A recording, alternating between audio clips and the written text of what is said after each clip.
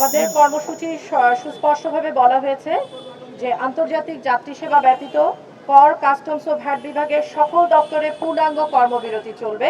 শুধুমাত্র ওষুধ ও জীবন রক্ষাকারী সরঞ্জামের আমদানি ও কর্মবিরতির আওতামুক্ত থাকবে।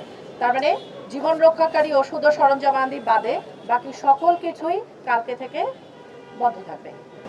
জি ধন্যবাদ। আপনারা জানেন যে বিগত বৃহস্পতিবারে একটা প্রেস রিলিজ আসার পর সেটার জন্য আমাদের ব্যাক টু ব্যাক একটা প্রেস রিলিজের মাধ্যমে বক্তব্যটি আমরা ক্লিয়ার করে দিয়েছিলাম। আমাদের সাথে আনুষ্ঠানিকভাবে সরকারের এখনো পর্যন্ত কোনোরূপ ওই লাস্ট যে মিটিংটা আপনারা জানেন তারপর থেকে কোনোরূপ আনুষ্ঠানিক বা আলোচনা বা যোগাযোগ হয়নি। তো এক্ষেত্রে আমাদের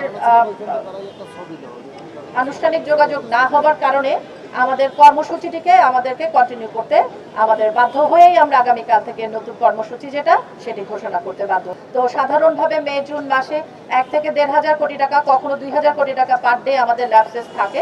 তো এটিকে আসলে 14 দিন ধরে আমরা যে কার্যক্রমটা চালিয়ে যাচ্ছি তাতে সরকারের একটা বড় ক্ষতির রাজস্ব ক্ষতির জায়গা তৈরি হয়েছে।